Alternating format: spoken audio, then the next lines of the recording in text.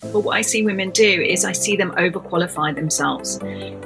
So this is really the idea that collecting every certification or degree is going to make you good enough. It's going to make you prove your worth, that you do belong, that you can be a credible source. And honestly, it just doesn't work.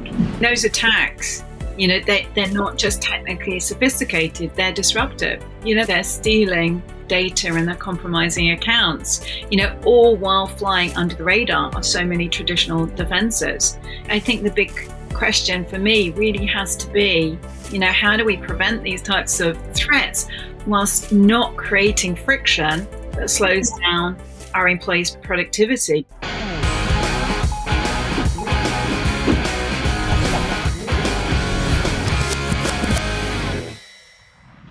Hi, Jane. Welcome to our Be Fearless podcast. Just wanted to introduce you to our audience that didn't hear about you. So Jane is a globally recognized cybersecurity leader, entrepreneur, and advocate for diversity in security. She has over 2 decades in cybersecurity experience and worked with some of the world's biggest brands, held senior executive roles, and played an active role in cybersecurity organizations such as OWASP and CREST. And she's also the author of INSecurity, a best-selling book that explores the gender gap in cybersecurity and why increasing diversity makes the industry stronger. So today we are very privileged to have a conversation with Jane on our podcast. Welcome. Thank you so much. I'm really happy to be here. Yeah, awesome. So just to kick things off, maybe what do we need to know just to have a background? Who is Jane? What she's doing? You have such a fascinating background. You started as a designer and then you shifted to cybersecurity space. I personally haven't heard of anyone doing something like this. So I'm sure everyone is super intrigued. So just tell us more how things started. My entry into cybersecurity is really different. I think it's really unique. I've never met anyone who's come into the industry like I have. So yeah, I did start as a designer. So I have a degree, a BA honors in woven textile design. And I used to be really embarrassed about saying that, being in cyber. Yeah, I just felt quite judged about that for not having a technical kind of background. But that is my background, and I still identify as a designer, funnily enough. So I had this career. I was really successful as a designer, selling work around the world, working as a freelance designer after I graduated. And then I fell pregnant. I fell pregnant with my first son. I've got 3 kids. And although I was working, although I had an agent and it all looked great, I couldn't actually pay my bills. So a change had to be made. And someone said, look, you've got a good brain, go and get a proper job. And so I retrained as a secretary. It was called a high-tech secretary, and came through my class and then went to try and get, a foothold in an office, so that I could gain some experience and try and figure out what it was that I wanted to do. And so I did that. I signed up. The agency recruited me to go and work for them. I never wanted to do sales, but I ended up in sales because I'm an introvert by kind of like nature. I'm naturally shy. And so I ended up kind of meeting my new boyfriend because I was a single parent too. And he was in tech. And he said to me after about a year of me working this job, do you want to go and build a company together? He was fed up with his job. And I was looking for a challenge. I'm a challenger by nature. And I said, yeah, let's go do it. And I remember him saying to me, like, you do know what you're getting yourself into, don't you? And I was like, yeah, it's fine. I'd always seen myself as an entrepreneur. And so in the late 90s, we built this incredible company that was really ahead of its time and also a pioneer. So I see trends. And we started with security. I really wanted to lead with security because I thought it was really interesting, and I really liked AI, but at that time it was just too new, whereas security was feasible. I mean, we're talking about a time when the internet was pretty new, email was new, mobile phones. I don't even know if mobile phones hadn't even come out. So led with security and just kind of developed it from there. So yeah, learning on the job, doing crazy stuff Really. you tend to do when you're in your 20s, and just have less baggage. The world is your oyster, no matter what your age is. Particularly in the times that we live, and coming from the economies and countries that we do. So yeah, that's my story into security. That is such an insane story, even to think about. It's I can't imagine how many risks you took along this whole journey, because each decision has been so pivotal Yeah. to where you are today. And I still can't wrap my head around how you ended up in tech, and it's just so new. I think when it comes to tech, it's such an industry where you have to make risky decisions. So maybe it's your innate nature to actually be in this industry. Tech is a very creative field. So I kind of see it as a bit of a paintbrush, because you're creating, you're innovating. It's just another way to do that. You can be coding. There are so many different ways, to kind of like contribute and add value in tech, to be included in tech. And security still falls in tech. I mean, it's a diverse industry. I was going to say profession, but it's an industry. It's a field. It's arguable as to whether or not it's a profession, depending on who you speak to. But it's a very creative industry.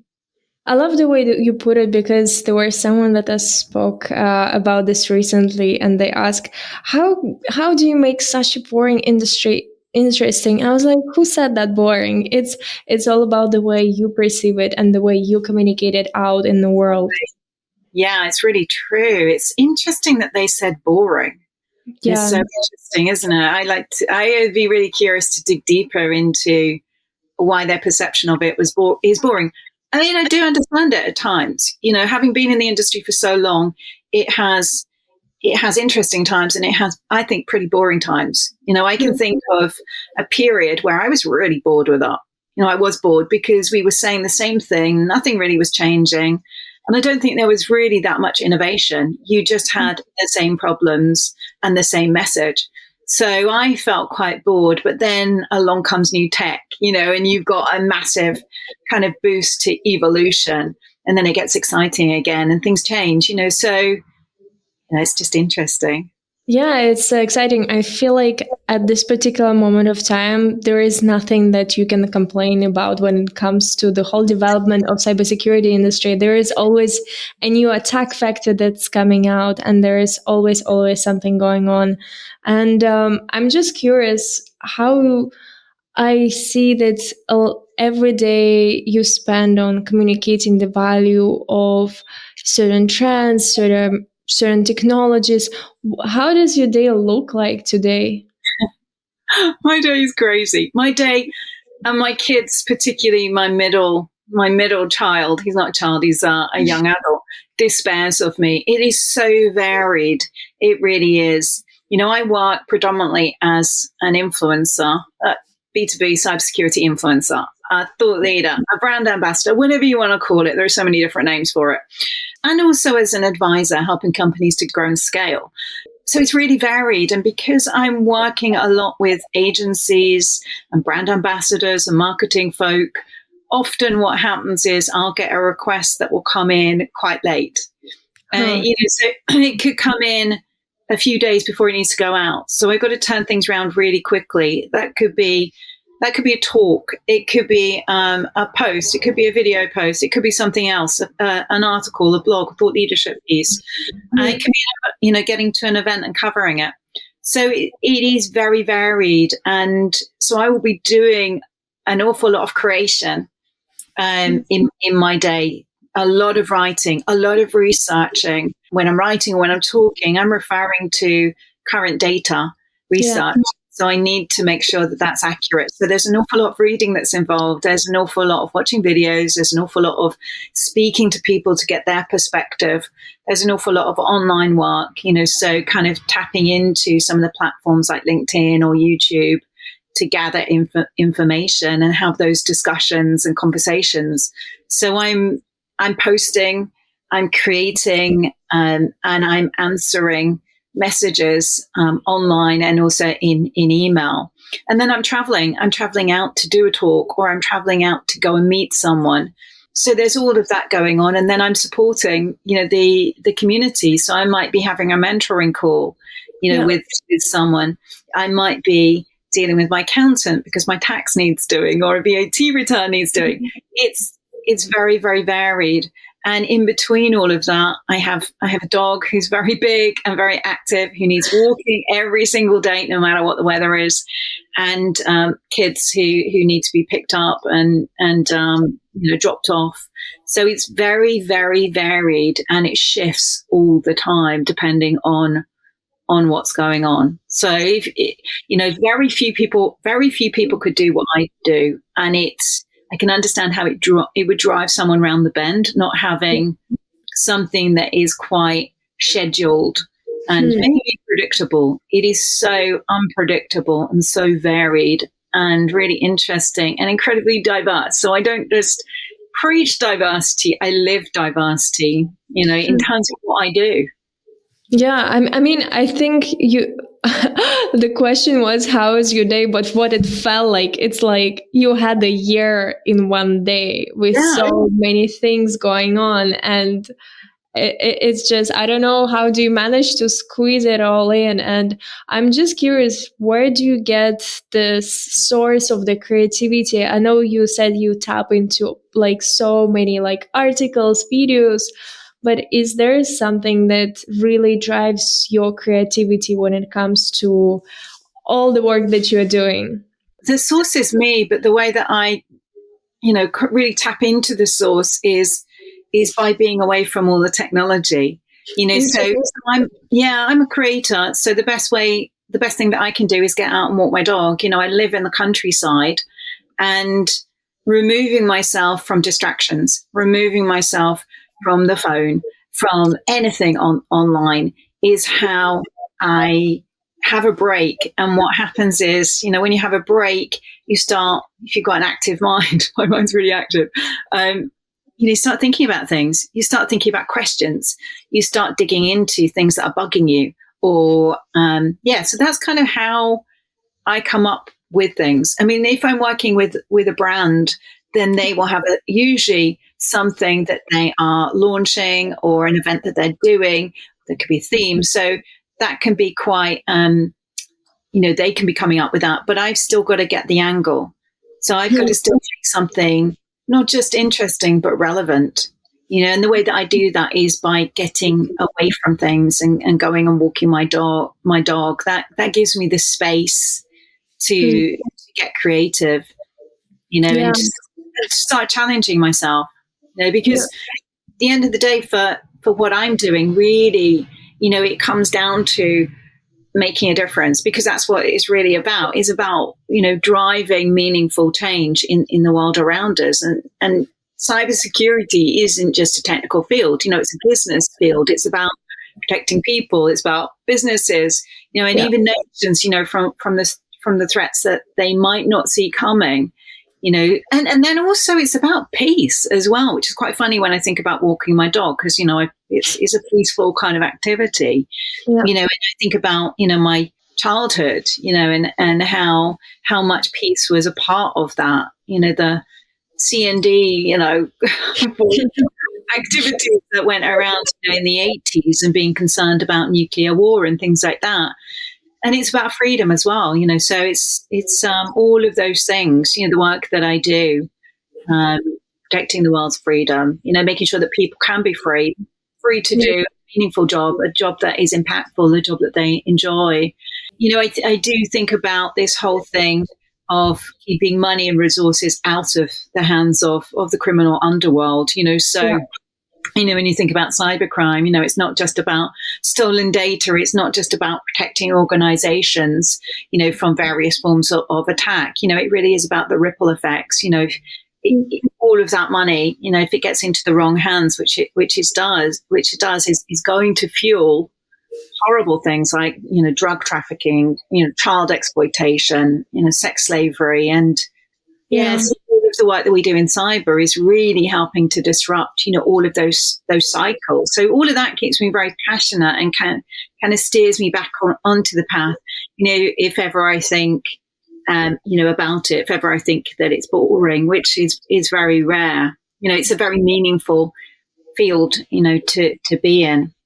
It is definitely a very meaningful field, and just thinking about how many things have changed, even in the past month, with the appearance of DeepSeek, Gen AI, there is always something going on, and then the right things that you touched upon when it comes to not just companies staying safe, but also individuals and a lot of those things. One more question I wanted to ask you: when you published a book, INSecurity, in 2017, tell us more. How did you come with this idea to write the book, and what is it about? Yeah, well, do you know what? I'm so glad you've asked that question. So thanks so much for bringing it up. Because it is a while ago, it's 8 years ago that it was published, so I wrote it in 2016. And, it was at a time, it was before the Me Too movement. I'd read a report by INSecurity, which was looking at the numbers of women in the industry and how I saw how they were stagnating, and that really bothered me. So that book really it happened by accident. I had a plan to write a book, but it was really a book to kind of support my business, as part of a product ecosystem.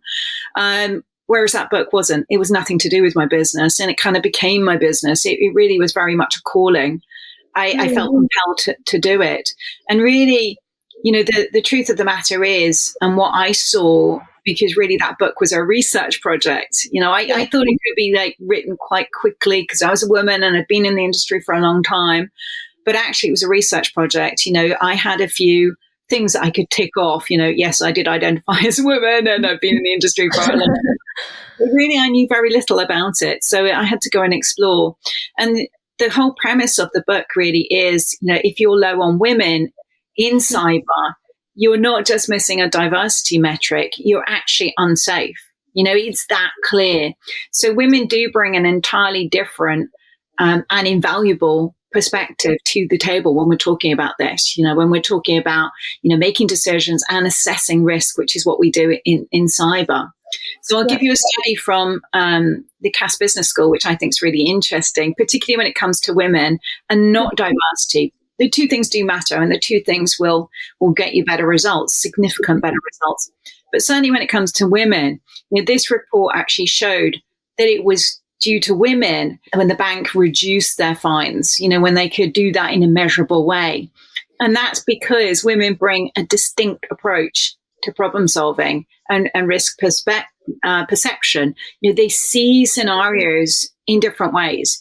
They assess risk holistically and weigh long-term implications. And there are other differences too. And that's really what the book is all about. So for cyber, this is absolutely what we need to do. It's critical, and it goes beyond risk. It's about innovation. Innovation equals survival, and especially in the times that we're in now, because we're in industry 4.0. So technologies like AI, IoT, and other automation, they're with us right now. They're shaping and reshaping everything. So, if your company isn't innovating, then it's really falling behind. It's a risk. So all of these things are really what we explored, or what I explored in the book. And it was very much a call to action. It was very much a manifesto, so it's inclusive. It's available for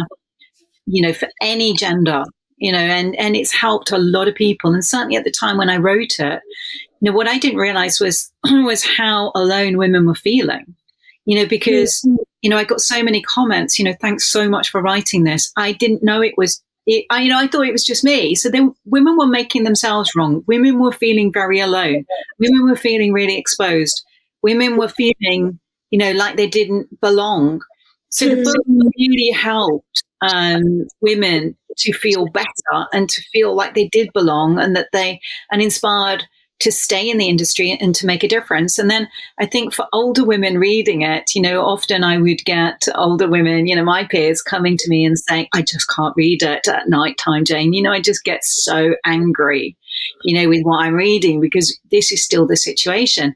When I think about it, we're still in the same situation now. Really very little has changed. In fact, you could say, I was just mentioning innovation. If you're not innovating, then you're going backwards. That's really where we are now. The numbers are decreasing. The percentages are decreasing. Why do you think is it happening? When I think about this, it is really, really complex. We have made changes, in the field. But the biggest thing that we have, the biggest problem that we have, and this doesn't sound good at all, but the biggest problem is men. Men are the biggest problem, and men are the answer as well. So it's not all bad, and I'm not anti-men at all. I'm very pro our allies and anyone who can help. But it is the situation that we're in. It's not that they don't care, but for many, gender diversity it's not been a high enough priority. And that's the state that we're in. They are focused on tackling the never ending wave of cyber attacks, which is understandable, and that feels more urgent. So, until the leaders and the decision makers out there in this space, most of whom are men, decide that diversity is essential, not just a nice to have, we'll continue to see slow incremental progress. And, when it comes to women, women alone can't fix this system. It is too big and it is far too entrenched. And that's why I said, men are the answer to this. All of us are the answer. We can all do something. And certainly when it comes to women, and I mentioned this in the book, many women, especially those who've been in the industry for a while, don't actually have the stomach for it anymore. It is exhausting. The job is exhausting in itself. And for many, it's just not worth that personal toil. They just want to get on with their jobs. They want to contribute, their expertise. And they also, many of them also want to avoid drawing attention or rocking the boat. So, I really do understand, just how complicated, this is. I also understand the times that we're in. And, no one wants to feel like they're in a constant battle, to prove their worth or to create change. So I think really, we've got to acknowledge that it's the system that's broken. It's about blaming anyone in particular. And it's about fixing those structures and those mindsets that keep driving diversity to the bottom of the priority list. So that's kind of really where we are. Yeah. So we have to get that. We have to, only when it's elevated. And when it is elevated, it's got to come from the top. It's got to come from the leaders. And then they've got to put in the types of change. Technology can really support that. But they've got to do that. So we have made progress, but we've just got such a long way to go, and it needs to be elevated up again. Yeah. What kind of advice would you give to women that are thinking of entering the field? Oh gosh, where do I start? It's what advice would I give? Well, I would say, look, this field is really exciting. It's dynamic, and women absolutely belong in the field. So I would probably say, focus on something that matters to you. You can't focus on everything. So one of the big mistakes that I see when it comes to women in the field is really thinking that qualifications really matter. Qualifications do matter, but what I see women do is I see them overqualify themselves. So this is really the idea that collecting every certification or degree is going to make you good enough. It's going to make you prove your worth, that you do belong, that you can be a credible source. And honestly, it just doesn't work. The truth of the matter is that qualifications alone won't do that for you. They're not going to differentiate you. It is your visibility, and I bang on about visibility and have done for many, many years. It's your visibility and your influence that really are important to you as a woman. The rules of the game in this in business, I was going to say in this industry, but it's actually in business, are not the same for women as they are for men. It's very different. So I'd say focus on becoming known for something. Pick an area that you are passionate about, turned on by, and make it your thing. This is how you stand out and how you create opportunities for yourself, how you lower the risk. The other thing I would say is find a sponsor as opposed to a mentor. Mentors are great for guidance, but sponsors are ones who will advocate for you when it really matters. So they could be in your company, in the company that you're working, or they could be outside of it. They're going to put your name forward. They're going to advocate for you. They're going to put you forward for promotions or projects or pay rises or speaking gigs or whatever it is. They're going to help you take your career to the next level. And the other thing I would say is focus on relationships, build those genuine relationships, those connections in the industry. They're really important. Contribute, give to gain is really important. Don't expect anything from anyone. Be grateful. For women, we've got this really tricky position of being humble and ambitious. And I write about this in my book. And it's really interesting, I think, to see this in action. I find it really interesting as a woman to see this in action. To be, as a woman, what's the word? It's not repulsed, but it's like, ooh, I don't know if I really like you. I don't warm to you because all I see is ambition. All I see is transaction. It's making sure that you have that and you're clear about that and you're a go-getter, but you also care and you're humble, so you can own things and you can say, yeah, I worked bloody hard for that award, or I worked bloody hard for that job, and I do deserve that. I'm the right person for it. I'm competent, I'm capable, I've got more to give, and in the meantime, I also want to bring, those who are below me up. I want to make them leaders. I want to see them surpass me. It's all of those things. It's about showing that you care. And that's what I think leaders of any generation do well. It's just that for us as women, we are scrutinized and judged more because the expectation is on us as being not ambitious. It's the caring role.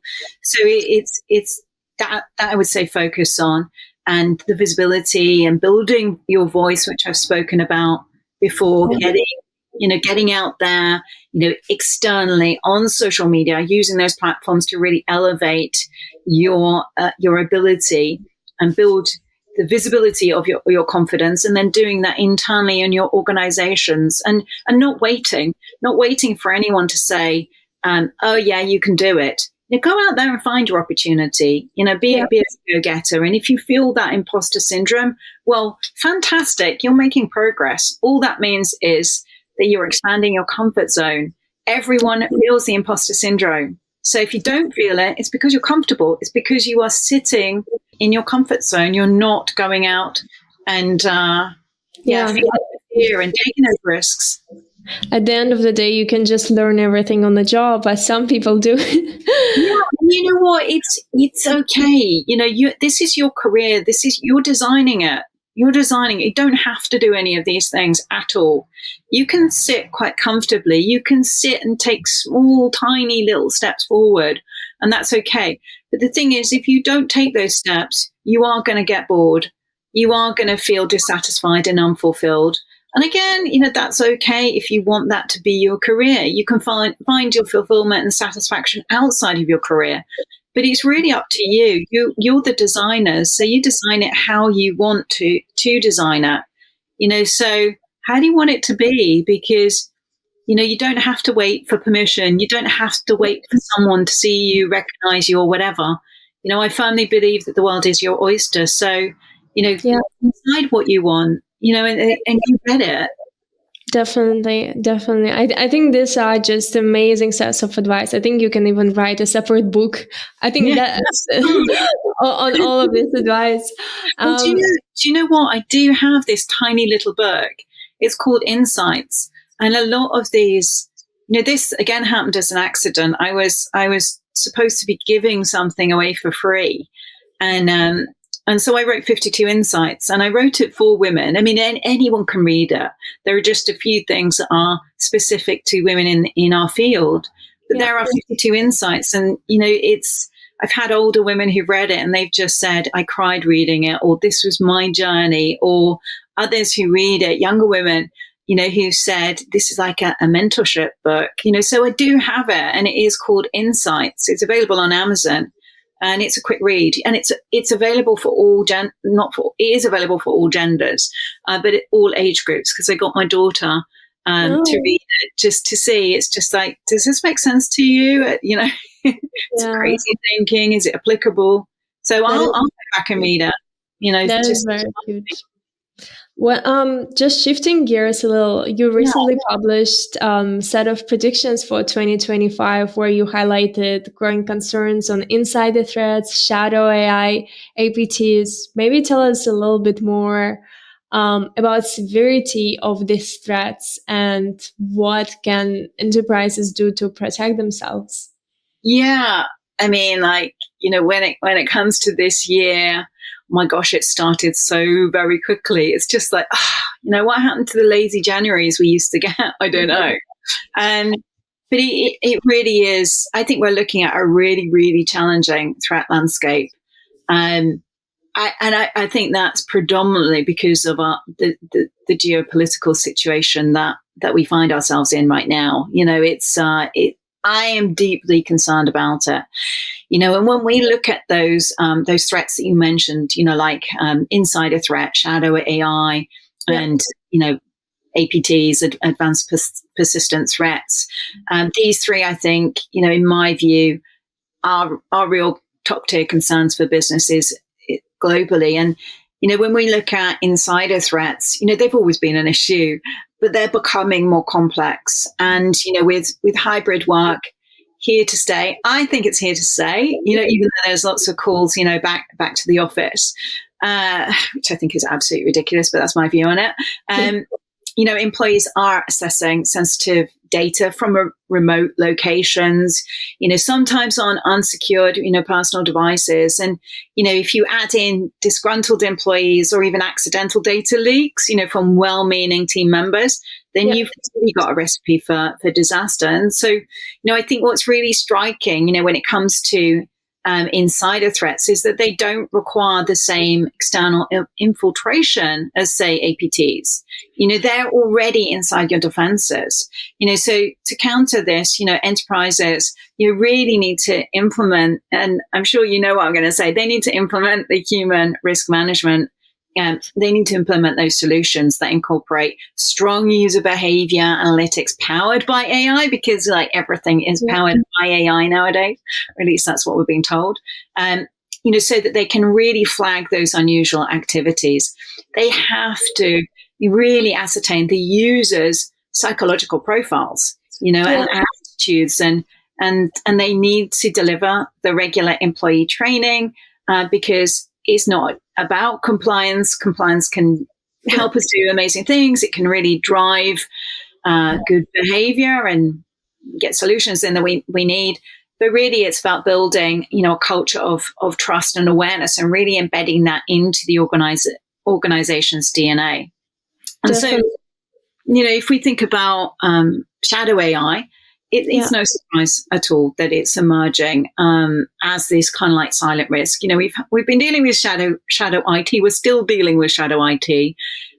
So we have that to contend with. We've got employees using AI tools now without IT's knowledge. From anything from Jane AI to other automation scripts. That they think is just going to make their job easier. It's about their productivity. They just want to come in and do their job. So what tools are going to be available to them to help them do it? So it's no surprise that we're seeing that. But really, I think to deal with this, we've got to establish those clear governance policies for AI usage, set security standards for AI integrations, and really create approved lists so that employees know what they can safely use without stifling innovation.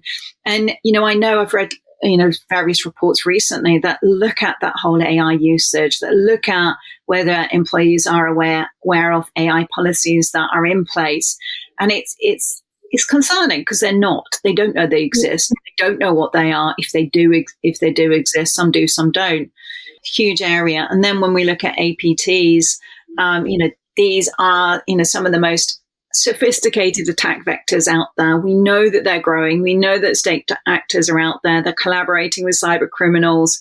They're leveraging things like machine learning to tailor their attacks. They're becoming more stealthy, and far more effective. Yeah. And also, when we look at this, their goal isn't necessarily just to breach systems.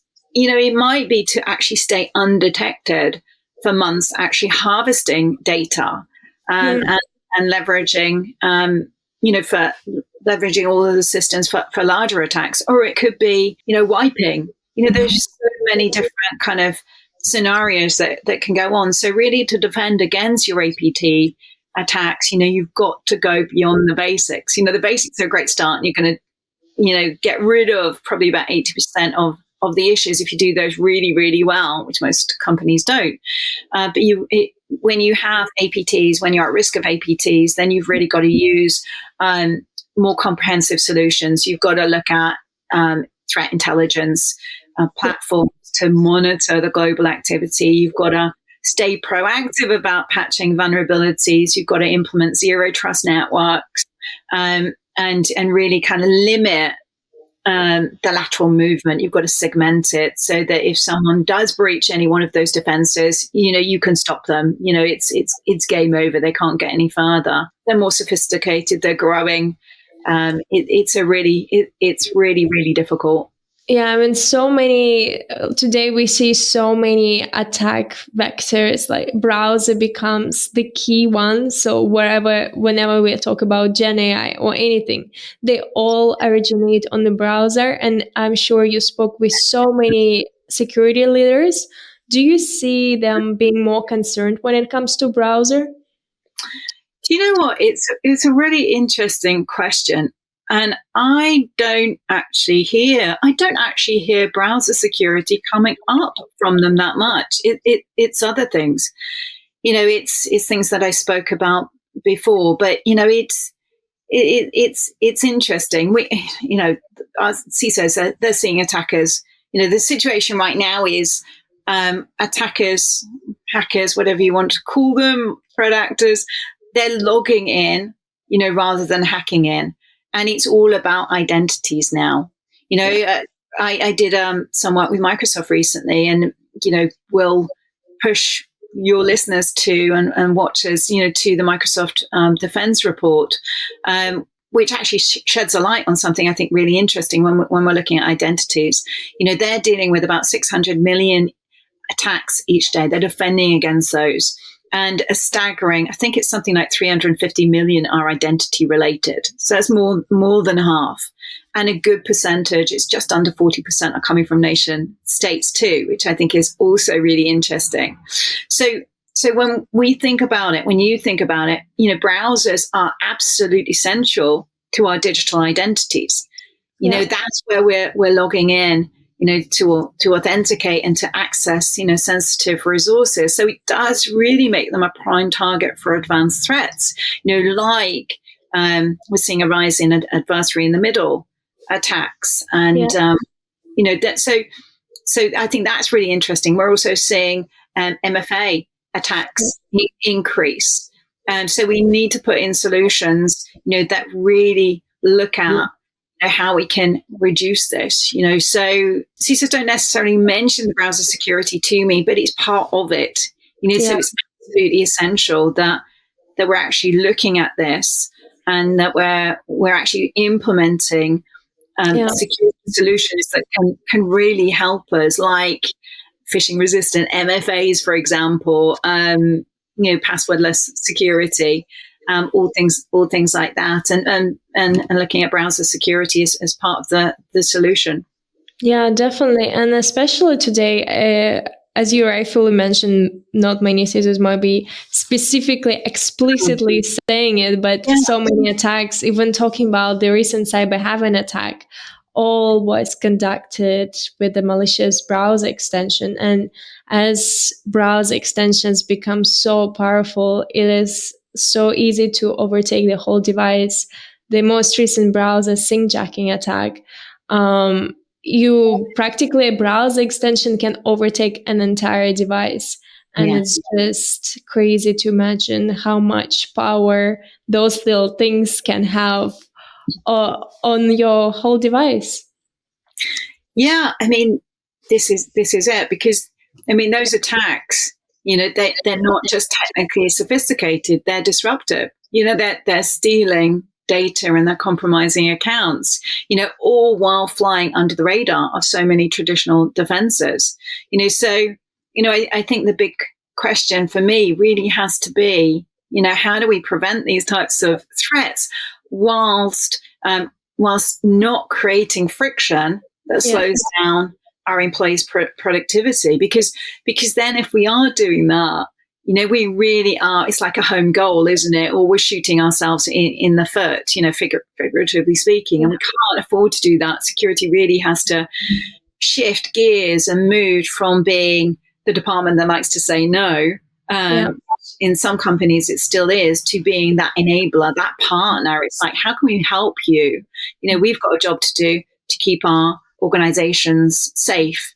But we need to do that in a way which is not creating friction, not creating workarounds, because people will always find workarounds to get their job done so that they can be productive and they can do well with their job. So it's really interesting. Yeah. I think that is the most interesting question, right? How do you stay productive and at the same time secure? It's always a battle between the two, and you just have to find the middle ground. Yeah, it is, and it also comes down to your organization or your team lead. How important is it? Is speed more important than security?